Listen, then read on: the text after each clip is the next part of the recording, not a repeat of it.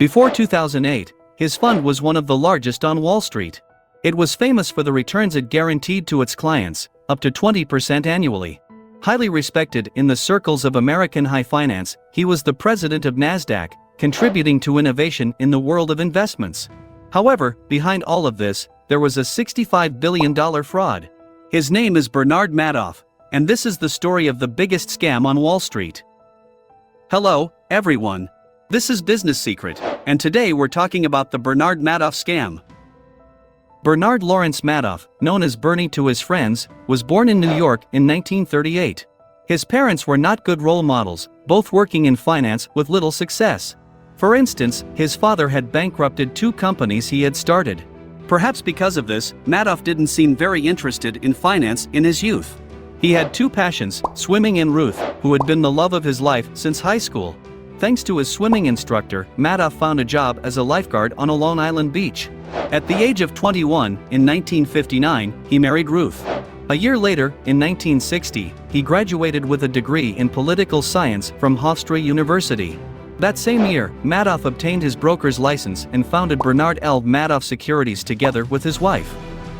The initial capital with which he started the company was about $55,000 to $5,000 he had saved up from lifeguarding and another $50,000 loaned to him by his father-in-law. All the initial investors are either friends of his father-in-law or family members. Among them, the name of philanthropist Carl Shapiro stands out, who enters Madoff's fund with a hefty $100,000 investment.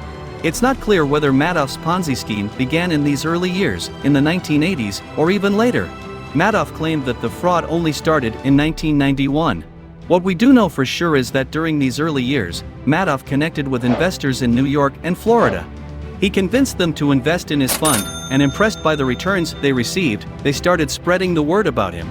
As a result, Madoff attracted new investors, and the fund continued to grow. At the same time, Madoff began befriending individuals working in American regulatory bodies, such as the SIPC, Securities Investor Protection Corporation, an authority that oversees financial fraud. However, to fully understand how Madoff's company worked and how he managed to conceal the fraud, we need to take a trip to New York, more precisely to the so-called Lipstick Building in Manhattan. In this 34-story skyscraper, 138 meters high, is the headquarters of Madoff Securities. The main entrance and a meeting room are located on the 18th floor. The company's primary activities take place on the 19th floor, while the financial magic occurs on the 17th floor. But let's take it step by step. Madoff has 2 activities, one legal and the other less so. Let's start with the legal activity. At the time of its inception, Madoff's company begins trading penny stocks. You mailed in my company a postcard a few weeks back requesting information on penny stocks that had huge upside potential with very little downside risk. Does that ring a bell? These are stocks with very low prices that are traded on the OTC markets over the counter. In simple terms, an OTC market is an unregulated market. It doesn't mean that there are no rules. It means that there are no obligations and controls that are in place for companies listed in traditional financial markets. Usually, the agreements made in this market are directly between investors or the involved companies, without intermediaries. The problem is that Madoff Securities is too small to compete with the Wall Street giants. To overcome this obstacle, Madoff focuses on technology. At that time, to read the price of a stock, you either had to go to Wall Street during market hours or use the pink sheets. The pink sheets contain all the prices of financial instruments offered on the OTC markets. Together with other dealers, Madoff becomes part of NASD, the National Association of Securities Dealers. Their goal is to leverage computer technology to have all market prices available on the screen. NASD allows its members to use a program to view stock quotes directly on the computer. This way, they create a new telematic system that in 1971 will give rise to NASDAQ. So when a client comes to Madoff, he can show all the prices directly from his computer. This new tool allows him to significantly lower operating costs and, therefore, the commissions. And so, he manages to create a considerable competitive advantage that brings him more and more clients. We have understood that on the 19th floor, Madoff conducts a regular market-making or financial intermediary activity. But what happened on the 17th floor? On paper, it was an investment advisory business. Madoff was very secretive about it, and we know why. But what was this scam about? Madoff promised investors above-average returns. Not excessively high, just enough to avoid arousing suspicion. When those who had invested in Madoff's fund saw that the promised 10% return was indeed deposited into their accounts, they were inclined to recommend it to friends and family. Through word of mouth, over the course of several decades, Madoff managed to accumulate billions of dollars in capital. Among others, many Hollywood celebrities also decided to entrust their investments to Madoff, including Steven Spielberg. But he wasn't the only one.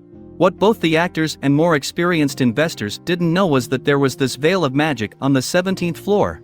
Here, a team led by Frank DePascali, Madoff's right-hand man, worked. Their task was to create fictitious stock trades that could justify the fund's high returns. In essence, they were cooking the books. At the 17th floor, false financial statements and reports were created. These were used to conceal Madoff's Ponzi scheme. Once the capital was collected from new investors, Madoff didn't actually invest it. Instead, he put it into his bank account. Like any Ponzi scheme, the returns paid to old investors were generated from the capital of new investors. As long as there were investors bringing in new capital, the scheme held. If someone asked for a withdrawal, Madoff would directly take it from the account. The problem would only arise if a large number of clients requested withdrawals. No one would have suspected Bernie Madoff. A self-assured man with a warm personality, he appeared to be reliable, or at least that's what people believed. Everyone knew him and knew that both he and his wife, Ruth, were very kind-hearted individuals. After all, they were both involved in philanthropic work and donated to charity on every occasion. Additionally, starting from 1991, they began funding politics, starting with the American Democratic Party. In short, the Madoffs became a lifestyle to follow, an example. Everything was going smoothly, and yet, as early as the 1990s, some insiders on Wall Street began to doubt Madoff's returns. When the market went up, Madoff's fund made profits. When the market went down, Madoff's fund still made profits. The skepticism on Wall Street towards Madoff is evident from the fact that none of the big names on Wall Street ever invested in Madoff securities. Among the most skeptical on Wall Street, we find Harry Markopolos. Markopolos is a fund manager. In the 1990s, his portfolios didn't perform as well as his clients would have wanted. So in 1999, his boss told him to study the great Madoff and his highly profitable investment strategies. Madoff had become a legend, indeed, as we mentioned earlier. His fund showed positive performance even when the market was in the red. So Markopolos set to work and began studying Madoff's strategy. According to Markopolos himself, it was enough for him to observe Madoff's cash flow to realize that the numbers didn't add up. And in his view, there could only be two reasons for this: either Madoff was engaging in insider trading, or he had set up a massive Ponzi scheme. As we know today, it was the latter. Now that he has serious doubts about the returns of Madoff's fund, Markopolos decides to submit his findings to the SEC, the authority that oversees the American markets. However, both in 2000 and 2001, he is not heard. Nevertheless, Markopolos doesn't give up and continues his research. He must find something that incriminates Madoff without leaving any choice for the SEC. As the years go by, suspicions about Madoff's returns increase within Wall Street. More and more urgent letters reach the SEC, and finally, in 2006, they decide to launch an investigation. After 2 years, the SEC closes the investigation due to lack of evidence. On his part, Madoff does everything to provide all the necessary documentation. Fake, of course. Everything that the authorities request. Legend has it that Madoff once asked DePascali to fill out a document requested by the SEC right there on the spot. DePascali and his team then immediately set to work. They even went so far as to put the document in a freezer to dry the ink and make the paper look older, just before presenting it to the authorities. This goes to show how far Madoff was willing to go to prevent the truth from coming to light. In reality, all this should not have prevented the SEC from finding something strange in Madoff Securities' falsified accounts. There's more, in fact. Madoff's story has more shadows than lights. We have mentioned several times that Madoff had carefully crafted a certain image over time. He had also befriended many big names on Wall Street and had close relatives and friends in various American regulatory bodies. Thus, it was never truly understood how much Madoff was actually covered by someone within the SEC. The fact remains that Markopolos' efforts seem to have been in vain. When the subprime mortgage crisis of 2008 caused the New York stock market to collapse, Madoff's house of cards began to crumble. Yes, because given the situation, many of those who had entrusted their money to Madoff decided to start asking for it back. However, as we have seen, that money isn't there. partly because the returns were fictitious, and partly because Madoff had spent a significant portion of it to live an extravagant luxury lifestyle. The victims of the fraud are thousands, scattered all over the world. As we mentioned, they include New York and Hollywood artists, European royal families, banks, hedge funds, and even retirees. At the moment Madoff realizes that he cannot repay most of his clients, he emotionally collapses and confesses everything to his children. They report him to the authorities. On December 11, 2008, he is arrested by the FBI. In the verdict, Madoff is sentenced to 150 years in prison for fraud.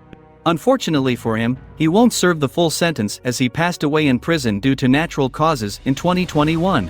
The amount of the fraud is estimated to be around $65 billion. Authorities have calculated that Madoff would have pocketed approximately $17 billion over time. Efforts have been made to recover some of the funds.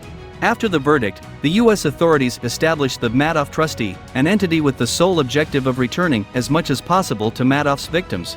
As of early 2022, the fund has returned approximately $14 billion. They managed to recover this money from investors who had withdrawn more than they had initially invested. Many of them had indeed made significant profits. Additionally, authorities have also obtained funds from institutions that failed to recognize clear signs of Madoff's illicit activities, the so-called red flags. Someone should have recognized them, after all. However, that is another story, and we will cover it in a new video. For today, we stop here. Thank you for watching this video of Business Secret, and we'll see you in the next video.